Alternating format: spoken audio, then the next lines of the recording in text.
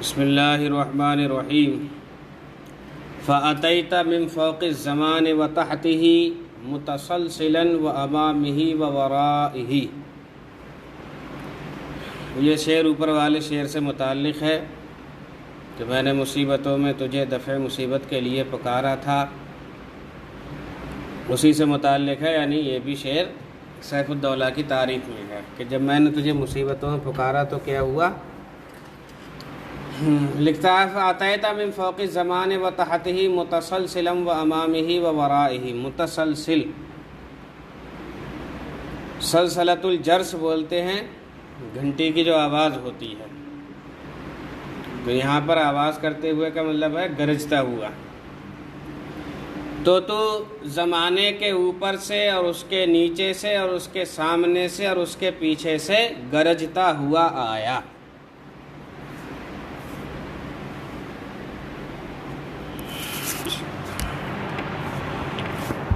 اوپر سے ہی ترجمہ ملا کر کے تھوڑا پہلے ترجمہ اوپر والے شعر کا مفہوم ادا کریں گے۔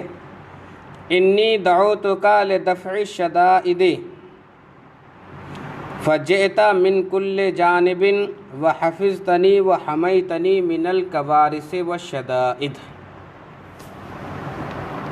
من للسیوف بأن یکون سمیجہا فی اصلہ وفرندہ ووفائہ۔ بے ان یکونا میں جو با ہے، اس کو مطلب یہ کفالت و ضمانت کے لیے آتا ہے۔ فرند کا معنی ہوتا ہے جوہر السیف، تلوار کے جوہر، مراد یہاں پر اس کی بہادری ہے۔ وفا تو وفا ہی ہے۔ کرام من للسیوف، کون ذمہ داری لے گا تلواروں کے لیے اس بات کی کہ وہ اس کے ہم نام ہوں، فی اصلی ہی، اس کی اصل میں، و فرندی ہی، اور اس کے جوہر میں، و وفائی ہی، اور اس کی وفاداری میں۔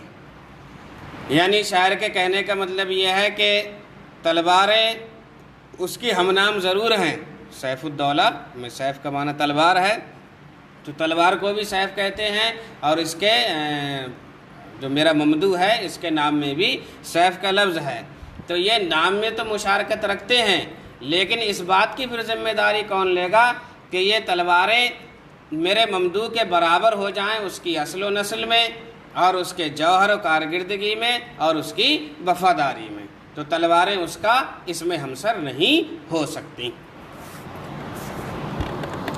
هذه السيوف تشاركه في التسمية ولكن من يتضمن لها بأن تكون مثله في أصله ومفاخره وفعاله ووفائه۔ طبع الحديد فكان من أجناسه وعلي المتبوع من آبائه۔ تلوار کو ڈھالا گیا، حدید کا معنی لوہا ہے لیکن مراد یہاں پر تلوار ہے۔ تلوار کو ڈھالا گیا، تلوار بنائی گئی، فکانہ من اجناسہ، تو وہ اپنی جنس سے ہی ہوئی، یعنی لوہے کو اگر تلوار کی شکل میں ڈھال دو گے تب بھی وہ لوہا ہی رہے گا، تو تلوار کو بنایا گیا تو وہ اپنی جنس ہی سے ہوئی۔ اور علی، یہ اس کا نام ہے سیف الدولہ کا، سیف الدولہ اس کا لقب ہے، اور علی یعنی سیف الدولہ یہ اپنے آباء و اجداد سے بنا ہے۔ تو ضمانت جو تقابل کا کسی کو وہم تھا کہ تلواریں اور میرا ممدوح سیف الدولہ یہ برابر ہیں، تو اب اس کی نفی کر رہا ہے گویا کہ شعر میں کہ تلوار لوہے سے ہی بنتی ہے، اگرچہ اسے کتنا ہی خوبصورت شکل و صورت میں ڈھال لیا جائے، لیکن علی جیسے اس کے باپ دادا عزت و شرافت والے ہیں، ایسے ہی علی بھی اپنی اصل و نسل میں عزت و شرافت والا ہے۔ چلیے، ان السیوف مصنوعۃ من الحدید فإنها من اصلها الذي صنعت منه واما سیف الدولہ فهو من آبائه الامجاد يرجع اليهم في المجد والشرف۔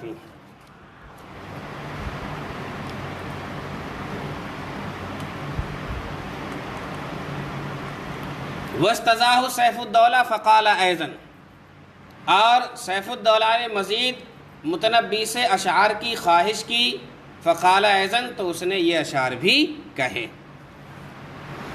القلب، اچھا یہ تو پڑھ لیا ہے۔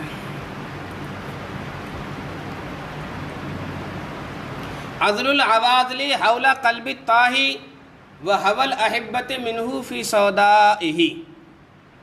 عواذل عازلہ کی جمع ہے، ملامت کرنے والی، حول ارد گرد، الطاہی تاہ یتیہ تیہن حیران و سرگرداں، تحیرہ تحیروں سے کے معنی میں ہوتا ہے۔ سودا دل میں ایک نقطہ ہوتا ہے، اسے بولتے ہیں، مراد یہاں پر جوف قلب ہے، دل کا بیچو بیچ حصہ۔ احبہ حبیب کی جمع ہے، دوست و احباب۔ عزل العواذل حول قلب الطاہی، ملامت کرنے والیوں کی ملامت میرے حیران و پریشان دل کے ارد گرد ہیں، اور محبوبوں کی محبت، دوستوں کی محبت یہ دل کے بیچو بیچ ہے۔ یعنی ملامت کرنے والیاں ملامت کرتی ہیں تو وہ میرے دل میں سرایت نہیں کرتی، وہ دل کے اطراف میں ہی گھومتی رہتی ہیں، اور دل میں جس چیز نے جگہ پائی ہے وہ محبوبوں کی محبت ہے۔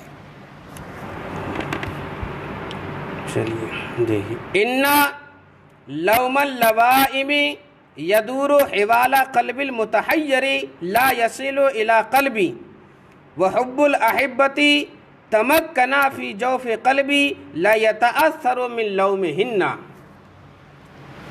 یشکو الملام الی اللوائم حرہ ویصد حین یلمن عن برحائہ۔ ملام مصدر میمی ہے، لوم سے کا معنی ہے اس کا، لوائم لائمتن کی جمع ہے، اس کا معنی بھی ملامت کرنے والی۔ ہر تپش، حرارت، حرہ میں ہا ضمیر کا جو مرجع ہے، جو اوپر قلب کا جو لفظ گزرا ہے اس کی طرف لوٹ رہی ہے، حر القلب۔ صد یصد کا معنی اعراض کرنا، گریز کرنا۔ برحا ان کا معنی ہوتا ہے تپش، حرارت، جیسے بخار ہو تو کہتے ہیں اصابہ البرحاء، اسے سخت بخار آیا ہے، شدت تپش کا نام برحا ہے۔ چلیے کہہ رہے ہیں، یشکو الملام الی اللوائم حرہ، ملامت کرنے والیوں کی ملامت دل کی حرارت کی شکایت کرتی ہے۔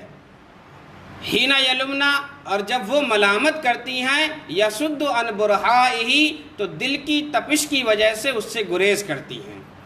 یعنی عاشق کے دل میں عشق کی جو تپش اور آگ بھڑک رہی ہے، اس کی تپش اور حرارت کی وجہ سے ملامت کرنے والیوں کی ملامت دل کے پاس پہنچتی ہی نہیں ہے، تپش و حرارت کی وجہ سے واپس آ جاتی ہیں، اور اس ڈر سے نہیں جاتی ہیں کہ عشق کی آگ میں وہ جل کر خاک نہ ہو جائیں۔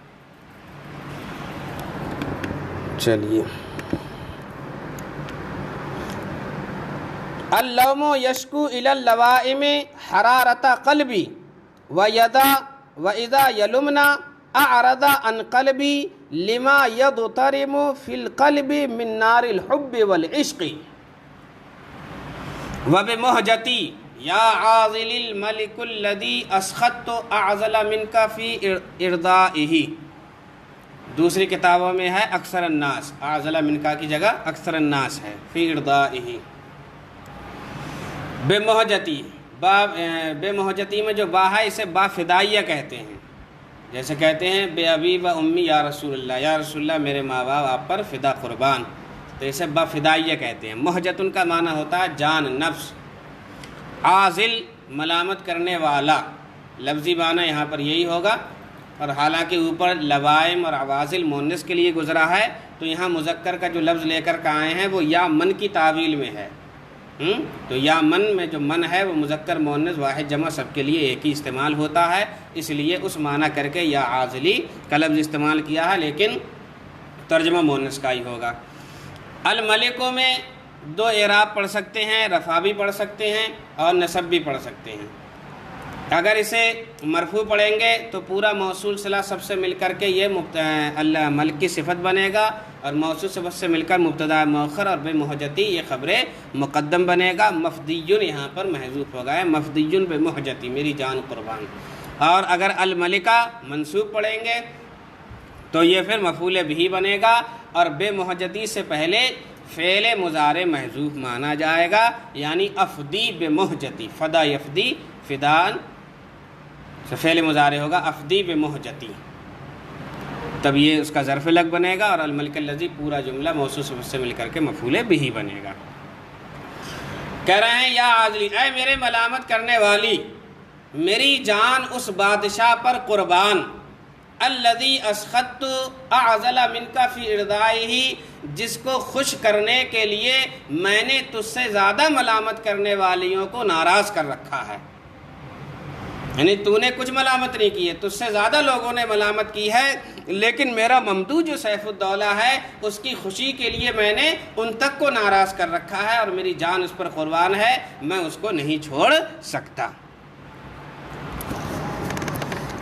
یا من یعذلنی افدی بروحی و نفسی الملک الذی اغضبت من اکثر منک لوما لمرضاتہ ولم اترکہ،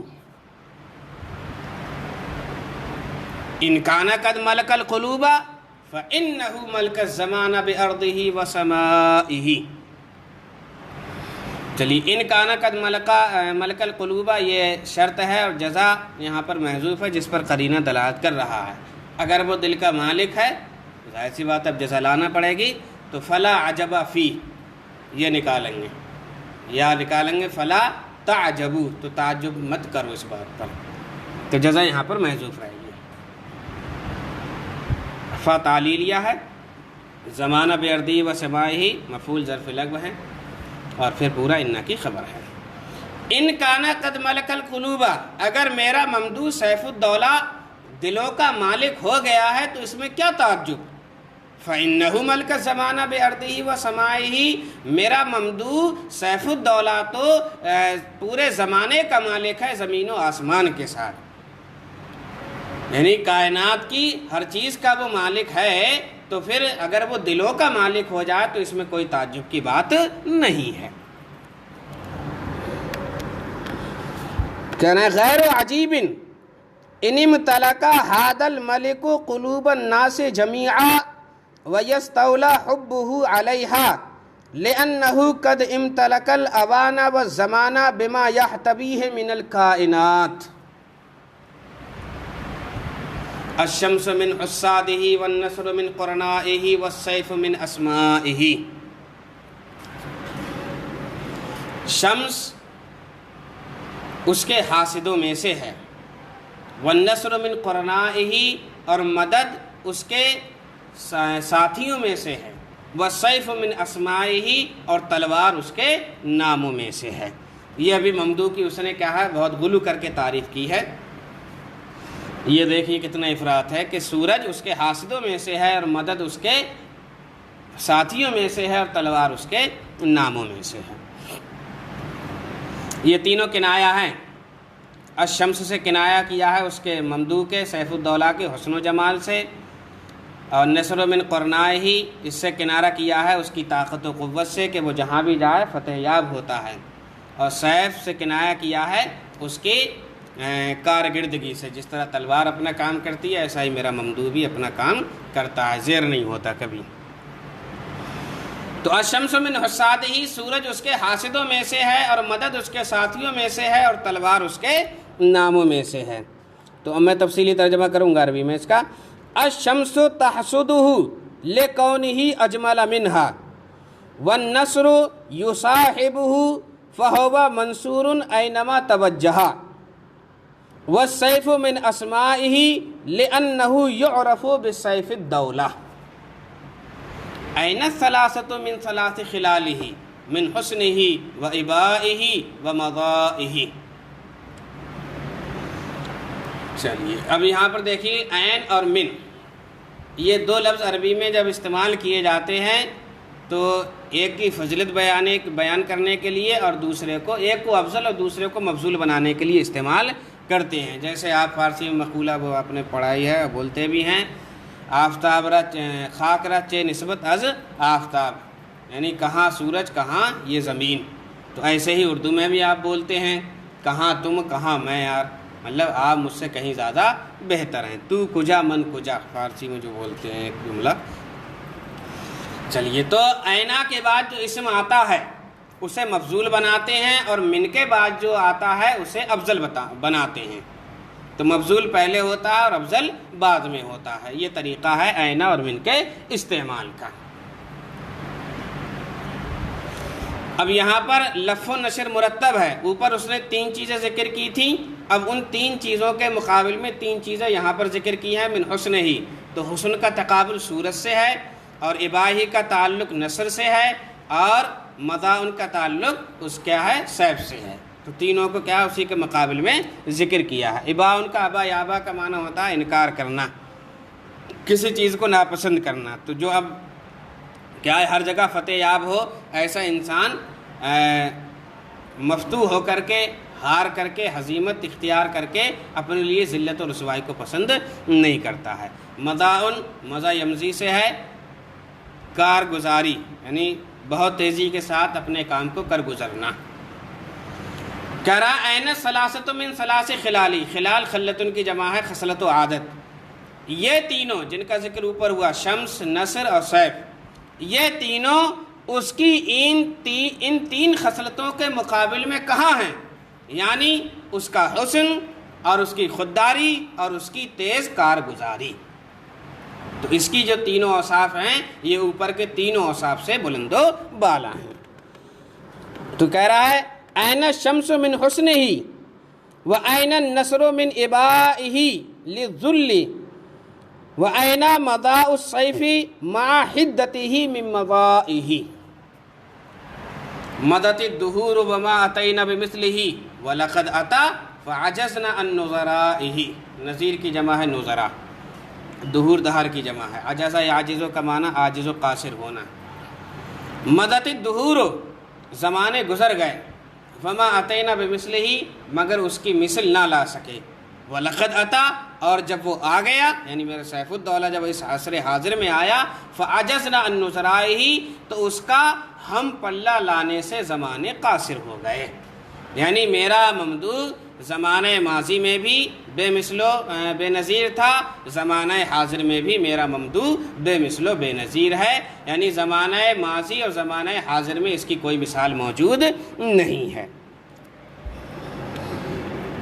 کہہ رہا ہے لم یأتی الزمان بمثلہ فیما مضی من الدہور، لم یأتی الزمان بمثلہ فیما مضی من الزمان فلما اتا قصرت الدہور عن الاتیان بنظیر لہ.